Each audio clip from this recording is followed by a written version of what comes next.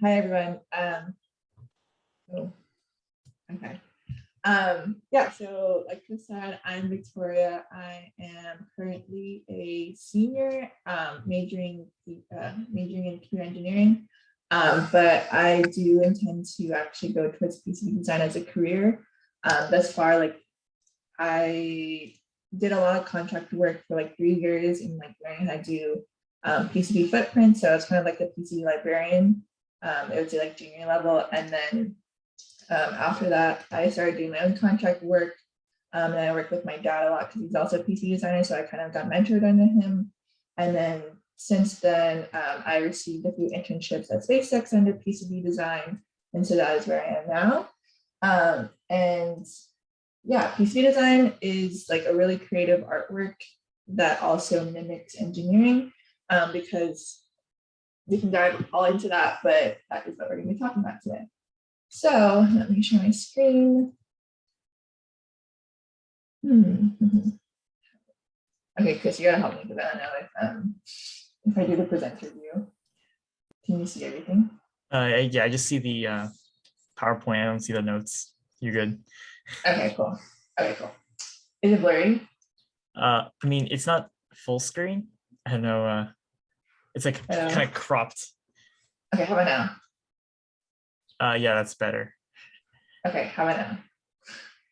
There we go. There we go. Actually, let me wait. Let me.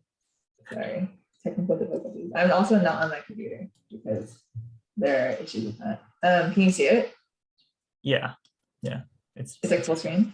It's not full screen, but it's like windowed mode. Okay, wait. Let me. I don't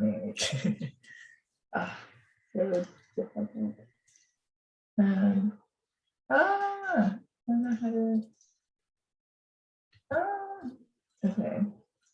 So it's overheating. Okay. I'm gonna share my screen. Oh, there's like a sliver of screen now. Okay. I'm gonna stop sharing my screen. Oh my god, this is so difficult. All right, it's okay. I'll present, and then Vicky, you can just look at your notes. Okay. Wait, do you have it? Okay, cool. Yes. Okay. So we can go to the next slide. Okay, so this is the agenda for today. So you had introductions, it's 204.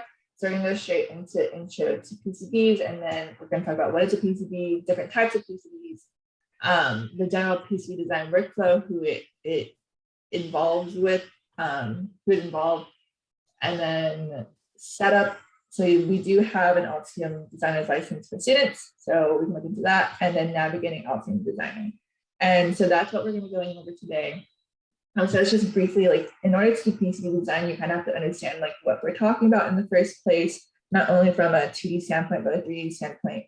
And in order to actually do PCB design, you have to understand that. And so next week we'll be going over like PCB design, actually creating a schematic over to PCB layout, and then understanding like the intricacies, what you should know, like about high current or a whole mess of things. So today is just kind of getting a debrief of what PCB is in general. Okay.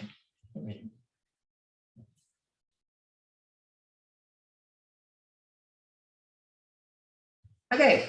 So what is a PCB? A PCB stands for printed circuit board. Essentially, it's an assembly that uses copper conductors to create electrical connections between components. So basically, it's just a sheet of copper that has like solder mass, solder paste, a bunch of different. We can go through it, but it's called fabrication. So in order to fabricate a PCB, you have to go through many different levels. And sort of just a general PCB is that you can create electrical circuitry to different components. So you can grab like a high voltage circuit with, I don't know, like a voltage regulator, and you can just add them all together and you can decide like what you want from the actual PCB. And through that, you can create a mechanical support for electrical components so that the device can be mounted in an enclosure. So you have the PCB and it can be put inside a chassis. The chassis is like a mechanical fixture that is used for like whatever reason. So PCBs are in every industry. You have them. So I'm in aerospace, so we have them in rockets. We also have them in satellites. We have them In the medical field, we have them anywhere, technology and stuff like that. So kind of to give you guys a debrief of what a PCB looks like, it's kind of like a motherboard. Like, you know how a motherboard is basically a multi-layer PCB. So I have one with me right now. You can't even see it. Okay, so this is it's two separate PCBs, and they're fixated on a panel. But yeah, this is kind of like what a PCB looks like. So there's a difference with a PCB and a PCBA. A PCB is just a fabricated board. It doesn't have any components on it. A PCBA stands for printed circuit board assembly, which means you'll have all the components assembled onto it. And so this is a good move over into the next slide.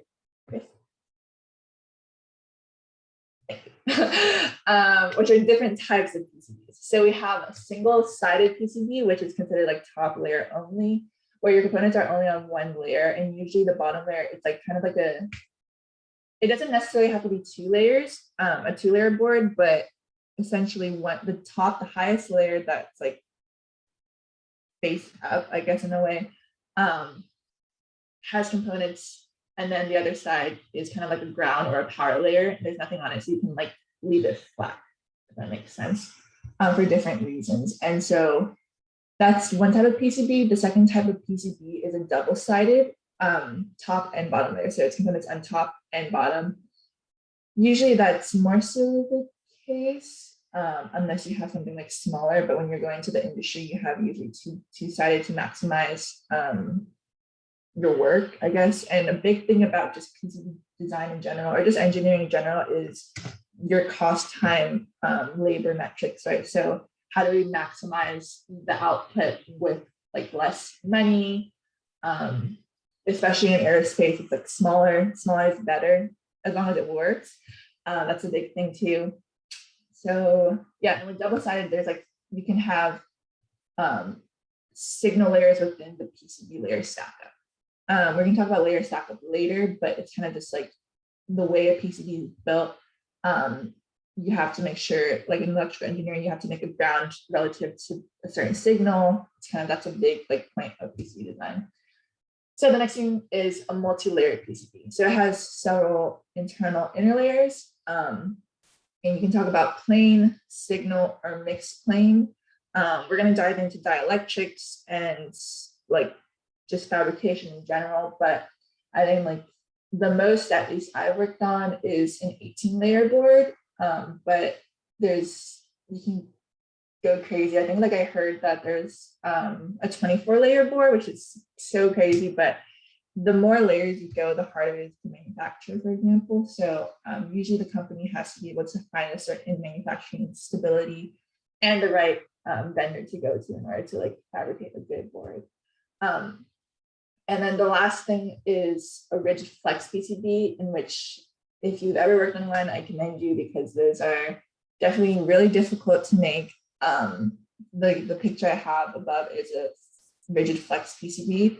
So it has a polyamide ribbon that connects like several PCBs together, and you can use this for several different things. But like I said, the more difficult it is to connect things, the more uncertain the PCB work can be, or like electrical connection can be. And also I want to say, like, at any moment, feel free to like chime in on the point that we're on. It's kind of just a conversation.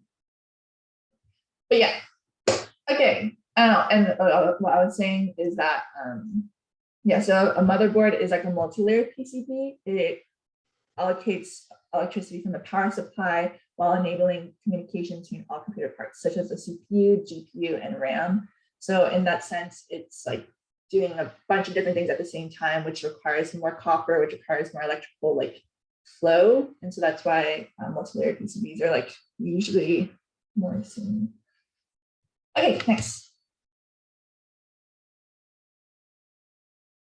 Okay, so we have this layer StackUp. This is a 6-layer PCB. It's a multi-layer PCB. And so on the top, we have like a solder mask with copper residue. And then so you have the top layer, a mid layer, well, 2 mid layers, a ground plane or ground layer, mid layer, a signal layer, mid layer, and bottom layer. So kind of how a PCB is made is that you have the pre-peg, or you have the solder mask on top, the pre-peg, a core, pre-peg core, pre-peg core, pre-peg core. And essentially the point of a PCB is to be able to insulate the electrical like signals going through, but also to maximize like electrical signals. So that's what dielectric is kind of known for.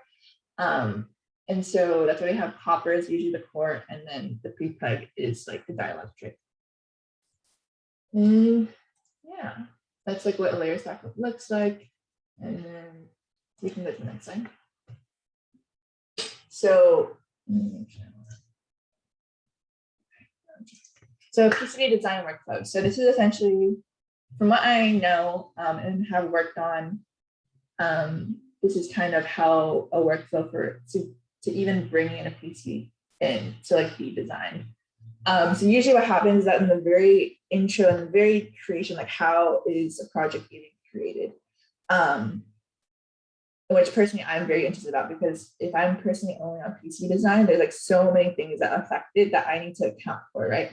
So in the very beginning, we have like, for example, from a very top management level, we have, let's say, the CEO is saying, we need to have something that can watch the rocket fly up, for example, right? Okay, so that's a requirement. The requirement is saying like we need to have some kind of fixture that can sense like that we can see the rocket fly up in real time. And so we have requirements. And so the next thing comes in is like all the directors, all the engineers that are going to be a part of this effort are going to come in kind of like a conference and say like, okay, how are we going to do this? How are we going to maximize metrics? And so the project comes in, and so they have that whole conversation, and they're like, okay, so we're going to build a network camera. And so the electrical engineers are going to create schematics for this. And then mechanical engineers are going to say like, okay, how do we put this in a chassis? Where does it fit inside of the, for example, rocket? And then you have the manufacturer, like, is this even possible to manufacture? So going back to schematics, you had the electrical engineers, right? On this end, there's like so many different things that PCB can work around. You have like test engineers, you have the actual engineer, or the not actual, you have the flight engineers in aerospace. And so there's different things you work on, like a high voltage regulator, flyback converter, power distribution module. And then that's the high level, like what are you trying to do? How do you, like, what do you need to do? And then lower than that is like how sensitive is this PCB going to be, determines how like difficult or how sensitive you need to do the work. And so like RF is something that is very sensitive, because any single piece of copper can create an antenna in a way. And so the big point is like for RF, like specifically, it can make electrons behave differently than they do at lower frequencies at DC. So at lower frequencies, like resistive effects dominate, but at higher frequencies, like impedance and capacitance take over. So that's a big reason why we have to be very wary when we do RF design. The second thing is like Ethernet, high speed, like you have to account for making sure that the signal flows at the same time. And these are like one of the more difficult PCB designs to create. And so really quick on this point, like you can create PCB design, but the big reason why PCB design is a career is how well you can create it, because anyone can create it, but if it doesn't actually work when you test it, then it's not the best design that you can create. So yeah, that goes towards testing. So the next thing we're going to talk about is mechanical, which is a chassis for the PCB.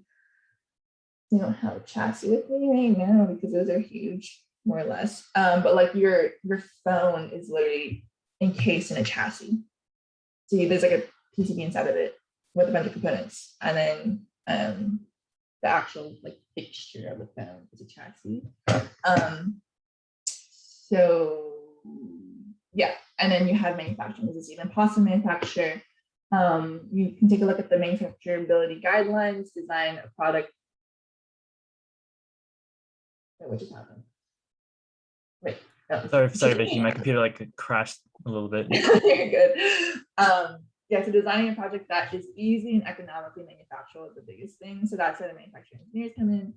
And you have our state. So, and then once schematics or electrical engineers are done with schematics, they've worked with the mechanical engineers, they work with manufacturing engineers, then it's brought to the PCB designers. And also just to like say first and foremost, a lot of electrical engineers do PCB design, but for example, my team at SpaceX is specifically for test or not for flight hardware. So we focus on anything that flies, while everyone else focuses on anything that tests. Because especially when it comes to manufacturability, there's like a lot of things you have to account for, like you have to design, and you have to make sure like if this is manufacturable, is it at the class 3? So this is class 1, class 2, class 3. So class 1 is kind of like for test, it's like easy to create, you're using like the low cost material. Class 3 is like, this is like the high grade material that needs to be used because we're also flying in space. IPC class, yes. IPC class, yeah, actually on that point. Yeah, so the IPC class is partially does have manufacturing guidelines, but another thing is that each vendor has their own guidelines for manufacturability. And then usually the company kind of like learns throughout time what works for them, because like you're in different industries, different things. And I guess like what I'm trying to say is that in space, you're in a different atmosphere. So it's a little bit more tricky. And so you have to be wary of like what you're doing, what you're using. It's like vacuum. It's a vacuum sealed like atmosphere. So that's what you have to kind of account for. And yeah, so we have PCB design, and then after the PCB is done, what kind of happens in PCB design area is that, so let's say I get a board and I have to talk to, I'm like always in the works with electrical engineers. I'm asking like, okay, is there like high current on this? Because if there's high current, I need to make sure that there's enough ampacity, which is accounting for like, is there enough copper to make sure that that flow can still work and it won't overheat anything else around it. How many layers is this? Like, what did it actually do in the first place? A really good PCB designer understands where it's put and how to maximize the PCB around that fixture. So that's like one thing. And then while I'm working on it, we're going to go more into, oh, I didn't write it down. Okay, I'm going to write it down right after this. So we go through like different levels. So in our area, we go through, first you have the schematic, then you have to do component placement. Component placement is literally, you're not connecting anything. All you know is that you have these like components, footprints that we're going to go into later on your PCB, and how do you kind of organize the components so that their connections flow in the direct pattern that they should, if that makes sense. So you have like the 5 volts coming in, and then it's going to go through like a digital converter or something, and then it's going to go to, and then you have like ground connected to it. So there's like a lot of things you have to account for, and usually like a solid 70% of PCB design is just sitting there and staring at placement, because placement, you're basically like, just like, we always like chat about it, and we're like, it's like basically like a sit and stare stage for like most of PCB design, because you're just like becoming a master at your board. It's like understanding like, okay, this is like where the electrical signal needs to flow. So in the future, when I want to do routing, then I'm going to know that like this needs to go this way. These need to be like link tuned at a certain point. And so you want to plan that very early in advance so that you aren't like redoing everything. And on top of that, you want to get your engineering, your electrical engineering into it, because they're going to tell you like if a certain component needs to be somewhere. And those are called like the requirements or criteria in your PCB. And that's the whole review that you have with your engineer in the first place. And after that, you go through routing. And you start routing, and then you ask them like, is this enough? You have to create like a whole report, like, is it enough capacity? Is this capacitor close enough to the IC so that there isn't any noise flowing through? So it's very in line with electrical engineering in a way. And so after that, you start creating like fabrication, assembly drawings. And then you're just always like, I'm always working with electrical engineers, mechanical, and manufacturing, just to make sure that I'm like doing the most that I can on my end, because we are technically like my manager, like let's say like we're kind of the gatekeepers, because right now before they hit us, it's just a concept. It's, you have the schematics, you have the concept, you have the topic, you have the want, but it's not physical form yet until it reaches a PC designer. And so we have to make sure that like we are doing what we can to make sure that this like project is actually feasible and robust in that way. So that's what happens. And then we send it out for release, and then other teams go out for testing. So next thing.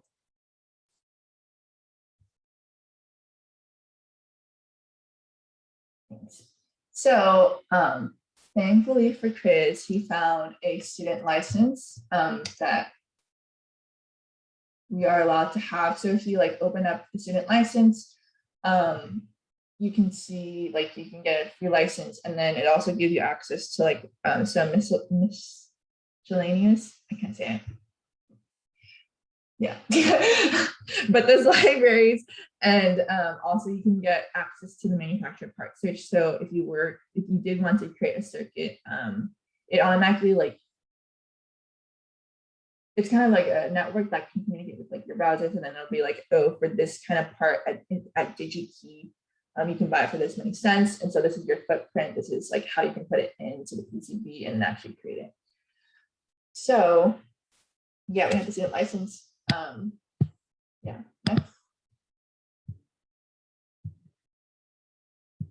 Yes, that is it. And then also you need like a .edu Gmail in order to actually use it. And it's good for 1 year. 6 months. Wait, no, 1 year. No, 6 months. It's 6 months. For those of you who have downloaded PSpice, I can assure you this is much easier to download than PSpice. Yeah, and it's quick. I got mine in a day. And Chris too. So. Okay, so we're going to talk about creating a new project, not necessarily create one today, because that's what we'll be going over next week. So what you like, oh man, I have to. Okay, we're gonna run through it, and then I'll kind of show you guys on Altium. So you just create a new project, you have your .prg PCB project, and under that project, you can kind of see in the picture is that like the project PCB is a high level. So every time you want to work on a project, you have to take that entire project in, and it'll have a hierarchy. So inside this project, you have a schematic, you have your PCB docs. So like, for example, you would add a schematic, you would look into libraries, like I said, manufacturing parts search components, and add components based on your desired design. But inside schematic mode, you have inside the project, you have a hierarchical and multi-channel design. So in the picture, like for example, the high level is the top schematic, and then it goes on to the next level, and then it goes on to like lower levels. And yeah, it's kind of like Altium Designer like is designed in a way where it's very like organized for your projects, if that makes sense. And so like on the left, the green like boxes hold the high design, and then if you like click into the box, then it'll go to the lower design. That makes sense. It's like a sheet formatting. But yeah. Okay, next. Software navigation. Okay, I have to share my screen now. I'll share my screen. So maybe two. No. Making sure I don't have anything. Okay, so we're at 226. 226. Oh, perfect. So yeah, so let's go into just PCB design. This is Altium Designer, your application. And this right now, what we're looking at is our Hyperloop PCB that I'm currently working on. It's kind of messy because it's still in component placement phase. So yeah, to kind of just look through how to even navigate Altium Designer, we're going to start with your modes. So right now we are in 2D mode. Just one, this is board planning mode. It's kind of like, you can take a look at it. From like, this is kind of like the solder mask look. So you have 2D, which is like where actually how you're working in, and then you have 3D. And so you can kind of like take a look at everything, how big the pads are, how big the holes are, your silk screen, etc., etc. So that's your modes. Your origin setting, this is your origin. So everything based off of your origin is, your grid is based off of your origin, which also affects your components. So this is like super vital that you consistently have the same origin in your project, or at least like set it the same at the end, at the beginning and the end. In order to do that, you go edit, origin, set. Because for example, if I were to like look at my grid, we also work on by mills. Usually right now in the industry, we work on imperial. This is what imperial is. But recently we've also been going towards metric. And the reason why I'm saying this is because it's very dependent on who your vendor is, and if like by the smallest, like for example, this is like by 3 sig figs, right? It doesn't matter too much, but if you like try to transfer from imperial to metric, there can be like little slight sig figs of difference, which, for example, if you work on RF, is a really big thing to account for. Okay, you have your origin. For example, if I did this, like, so this is like 20 mil and 1 mil. Now you don't see anything, but this is like 1 mil is not the best to work with because like it's like too easy to move around. If we work on a 100 mil, we kind of can go grid by grid, which is like super helpful in like trying to place everything. And like I said, PCB design is a design. So it's really important to kind of create your own artwork. So that's grids. The next thing we have are components and footprints. So right now, these are headers. They're not, I mean, they are technically components. They are components, but this entire like region is a footprint of itself. So if we were to look inside a panel, which is what we're going to go over next. So let's say I have my miscellaneous connectors library. Do it really press a connector. I know I want to press it. So that's like kind of the footprint. And this is what a PCB librarian does. PCB librarians are kind of like lower level in PCB design. They create the footprints of the components. Then the designers actually use those footprints to create the design. But yeah. And then also, if we were to, this is like the model and schematic mode of what the connector looks like. This is like the 3D footprint. So yeah, and these are your libraries. And with your student license, it comes with these 2 libraries. But for example, if you're working at a company, they usually have their own license, or not license, their own library with the parts that they use there. So yeah. So in this picture, we're only using headers, but so that's components. Okay, so panels. So this is like to navigate where everything is, you have these things called panels. So to kind of go over just like the more used panels, you have your project. So this is your project panel. It has, like I said, the project PCB, your PCB documents, and your schematic documents. We only have one schematic, so you aren't seeing the hierarchical flow, but For example, this would kind of be like the high document. And then it could be lower if you were to add like a small circuit in it. And this is like what it looks like right now. But yes, you're only using it. So that's the projects panel. What's super helpful also is the properties panel. Pin it. And so this is super helpful because, like, say I wanted to look at this component. Okay, I might use these. That's the formatting. But this is like its component, or you can see it right here. Properties panel.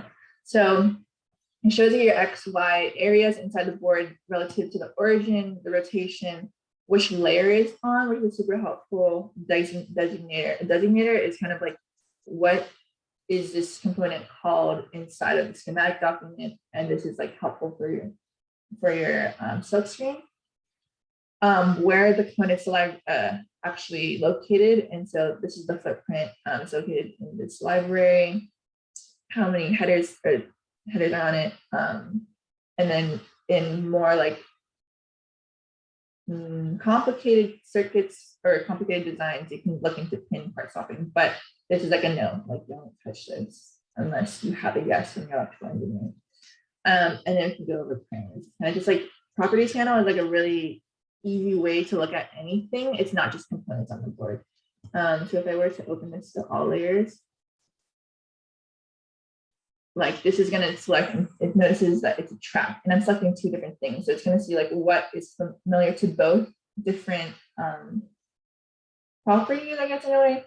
And so they're both on cutout, but like, for example, you'll see like there's an asterisk because they're not necessarily the same. But what is the same is that it's 10 mil width.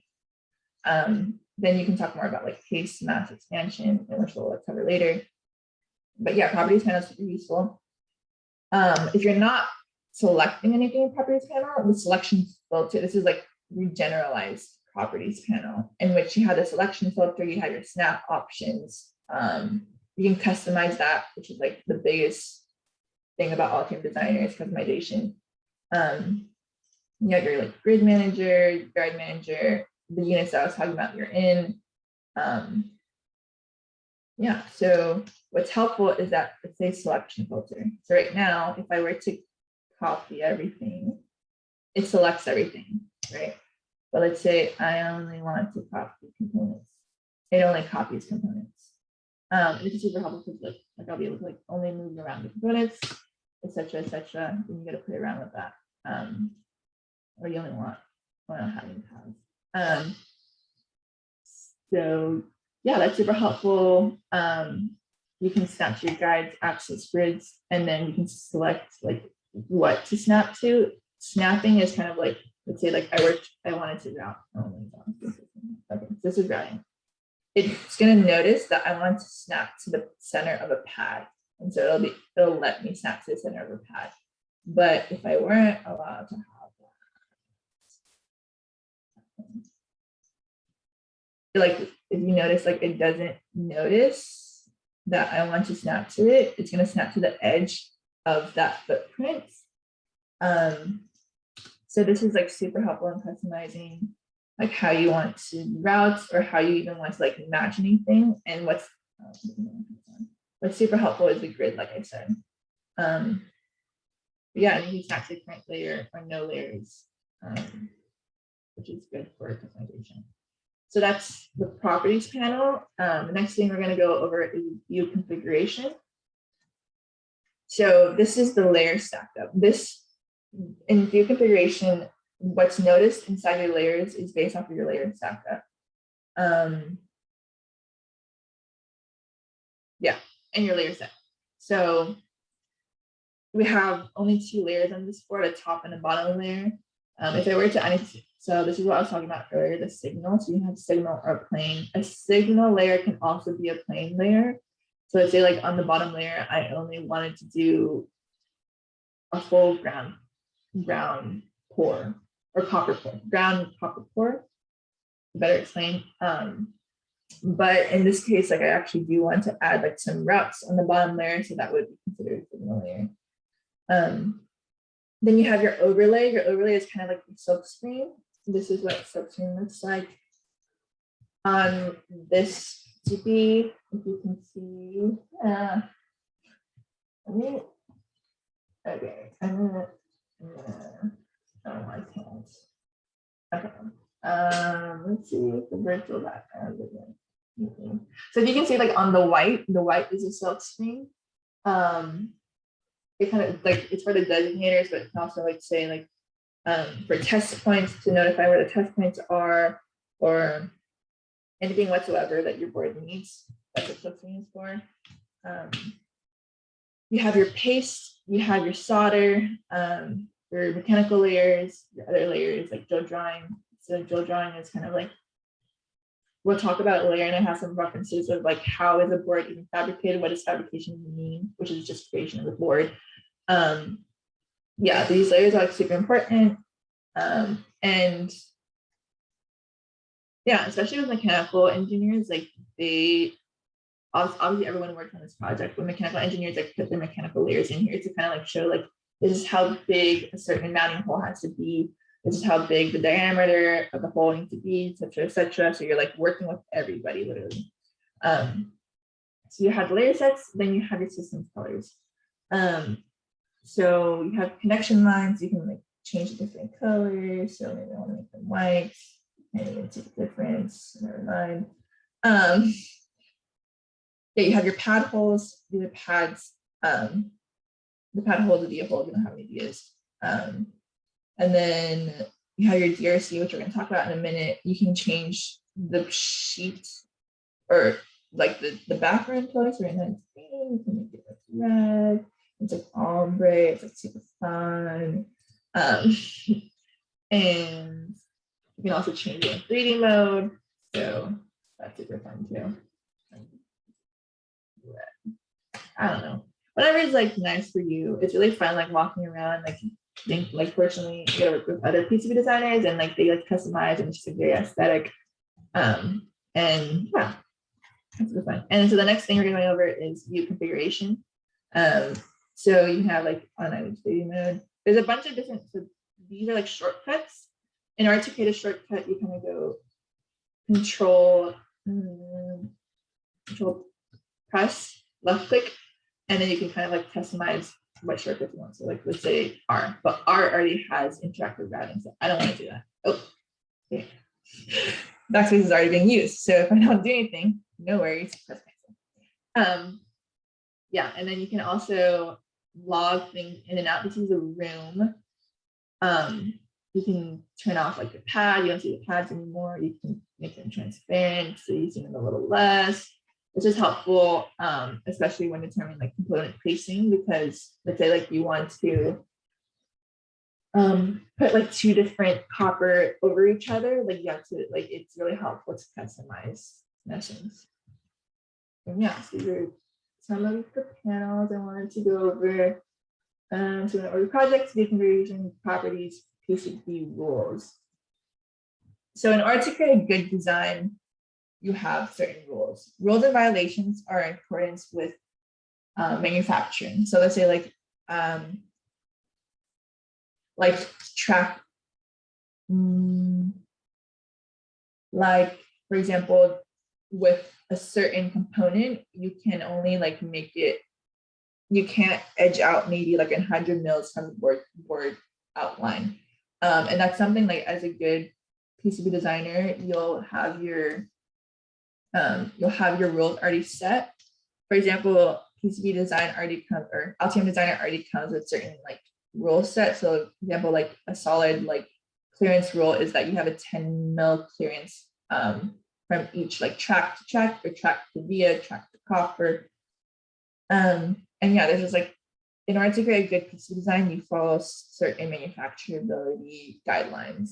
And that's something that you can find online, the IPC class, if they're saying, or just based off of your own company, what they say. And this is all dependent on the certain component. We're talking about the certain trace, how much current it's taking, how much voltage it's taking. It's all very like specific. But yeah, so that's what I wanted to go over for software navigation, in which we'll play more with that when we build our first design next workshop. But what I want to talk today about as well, Chris, I can just do this because I got it. Unless it's like blurry. We can kind of go over it. Nope, that's sharing. That's amazing. Presents. Okay, can everyone see my screen? I'm assuming yes.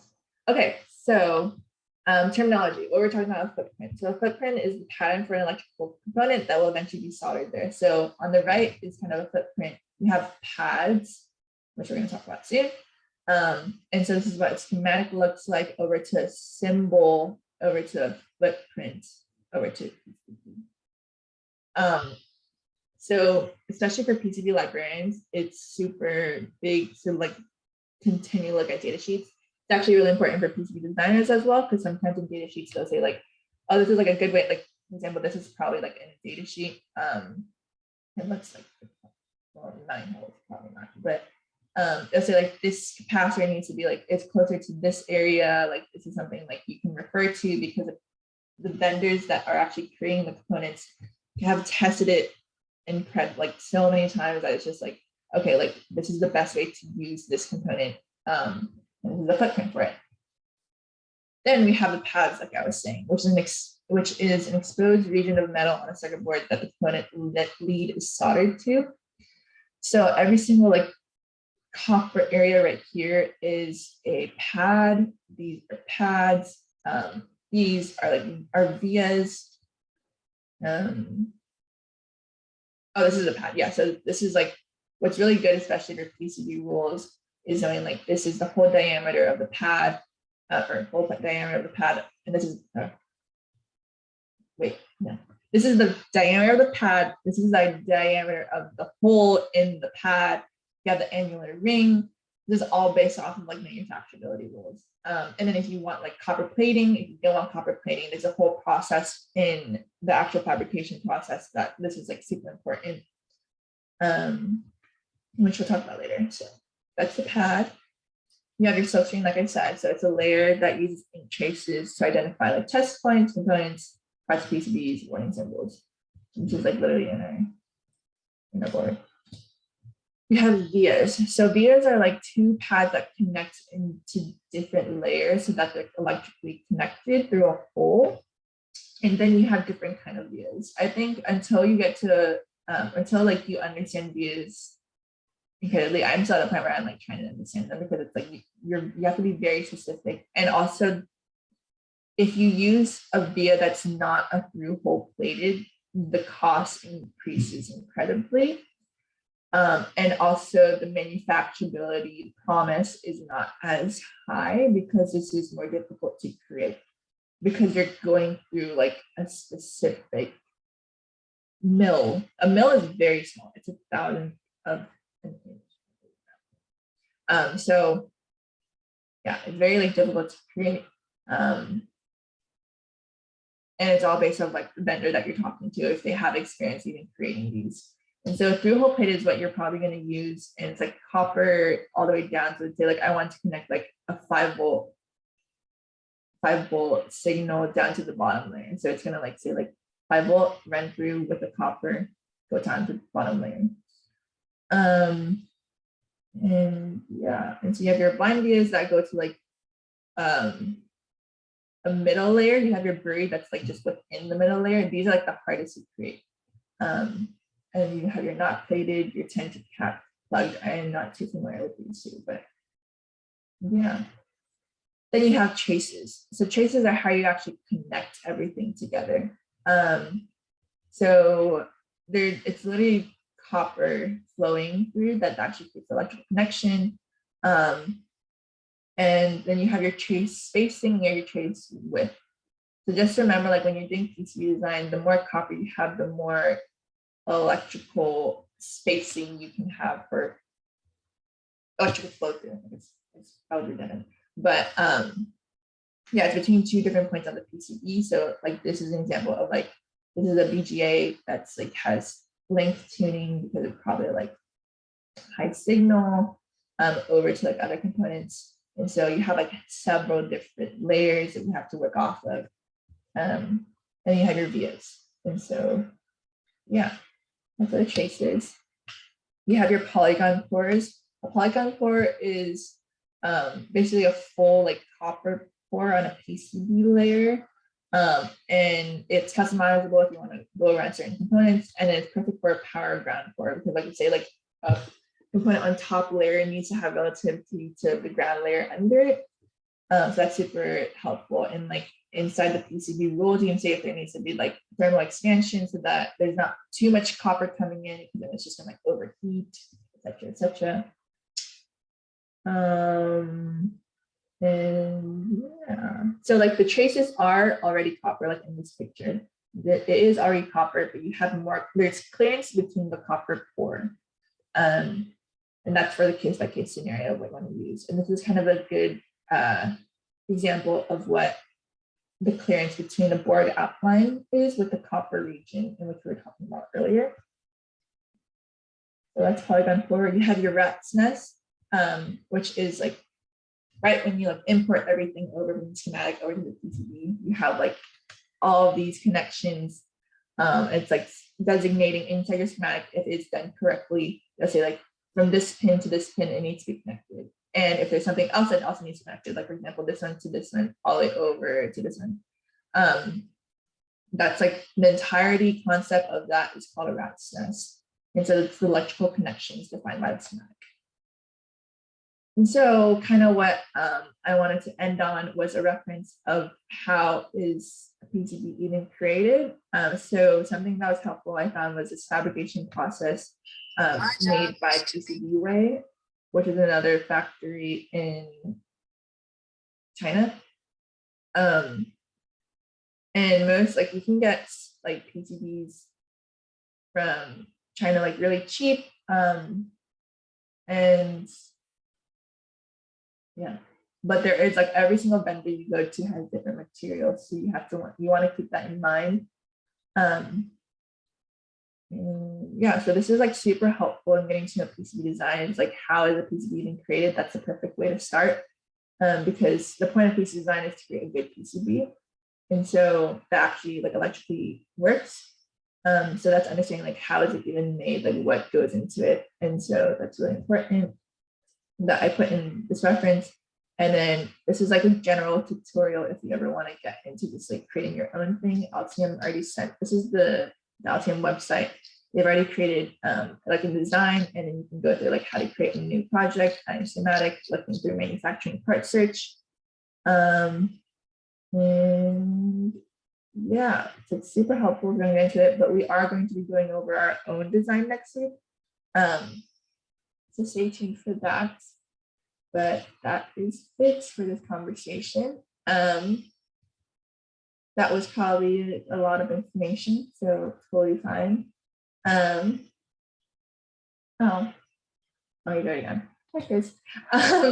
But yeah, does anyone have any questions? I'll leave the room open for any questions whatsoever. Yeah. Thanks, everybody.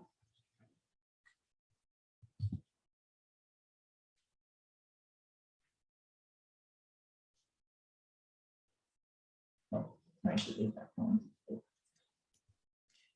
you guys want to see it, I actually have a version of the Hyperloop PCB that we designed over the summer. It looks kind of like this. And like turn off my virtual background, but I'll put it in front of my face so you can see it. That works. Yeah. So yeah. I mean, this is my like first design with a PCB. I think it turned out pretty good, but like I made a few mistakes. And honestly, like Vicky said, I probably didn't like sit and stare at it for enough time. So what happened was that one of the pull-up pins from our temperature sensors went to the ground instead of 5 volts, and I didn't catch that until like we got it produced. So one of these boards is actually really cheap. If you buy it from JLC PCB, it's like 40 cents per board. It's like there's a lot of detail too. So the way they manufacture these to be so cheap is really quite amazing. But you know, we had like a $13 express shipping cost, so that was not worth it. True. So So Brian asked, what does the Hyperloop PCB supposed to do? So let me see if I can go ahead and change my filter so this is easier to see. Okay, so in Hyperloop, what we have is a bunch of components. We have sensors, we have control, and we have microcontrollers, not microcontrollers, but controller boards like Arduinos and Raspberry Pis that we need to connect those sensors and controllers to. So as you can see in the these two center pins, like the 4-pin header pins you see here, those are for Arduinos. Those are spaced 300 mils apart for the Arduino boards to be on. Down here, we have the one I'm pointing at right now. This is for the International Measurement Unit, which is a 90-degree of freedom sensor that tracks the board's orientation and position over time. Over here, let me point right here. This is our pressure sensor. On the side, oops. So these, it's like flipped around, so I'm trying to point at it, but these are header pins for the Raspberry Pi. So you can see these are 1 by 21 pins, and I just stacked 2 of them in order to get this like to rest on top of the Raspberry Pi, because this was meant to be like a shield. The pins up here are are for temperature sensors. So there's 5 of them. Each temperature sensor is kind of like a 1-wire transistor. So the transistor has room for power as ground and a pin for data. So the data pin will go straight into the center. And all of these center pins are actually connected together in series along with a 10K pull-up resistor in parallel with the Arduino GPIO pin, just so that because these transistors are addressable, so that's how we're accessing the data through the addressable line. This corner here, we have a voltage sensor. And then on the sides right here, these are our control systems. So we have pins for solenoids, and then we have a pin for our motor controller, which is also the MD10A. This is like a 5-header pin. So this will just go onto the motor controller, and that's how the motors will get powered on the Hyperloop pod. So it's a basic overview of what's going on. Oh, also, most important part, we have external power down here. So 2 pins, one for our main battery and one for ground. I think there's gonna be like 5-volt through here because this is gonna be the output from our power team's voltage regulator. So it's just a little board that encapsulates everything that we've worked on so far, so we can like have this for portability reasons. It's pretty cool. I had a question. What was the software that you were using for the schematics of the PCB board? Yeah, it's called Altium Designing. Oh, Altium Designing. I'll go ahead and put the student link in the chat. So if you're interested in getting it, Altium does offer a student license. You can now go apply for it using your CPP email and get it in a few days. You start designing. Yeah, I know like a lot of other people use like Eagle, but I think Altium is something I happen to know is used a lot in the industry as well. It's dependent on the company you're talking. Or using like 360.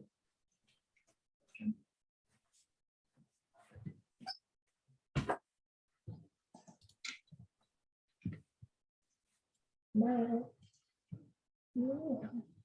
No one has any questions. Thanks for coming. We have Alex's workshop soon. ETE 2721. It started 21. What is ETE 2721?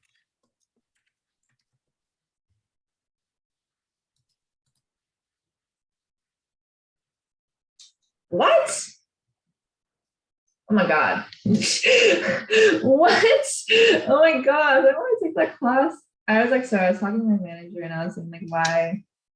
The PCB design is actually like a field that's very niche. Not many people go into it because you are like just becoming like you're fixated on one specific like concept the entire time. And like in order to do that, you have to spend a lot of time. So like a lot of these designers are like maybe like do like 20 years. I'm an ECET major. What is ECET? I'm sorry. Electronic.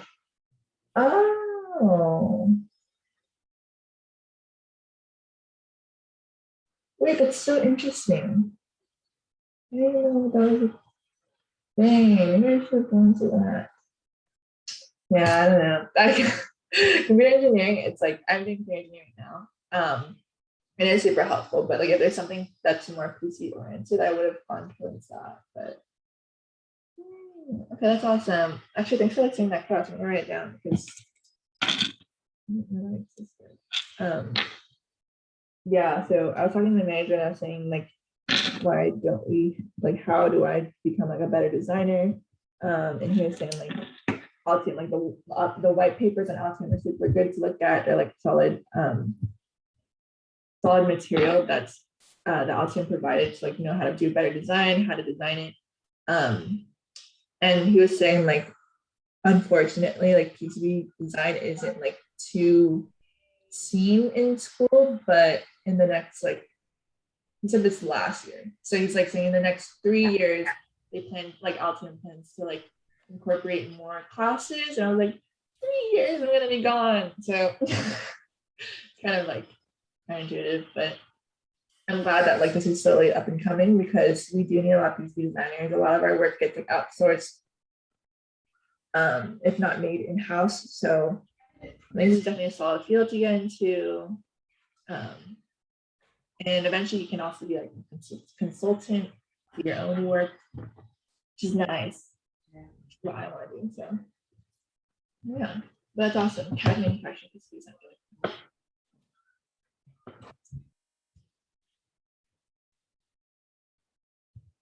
And I want to start right here. So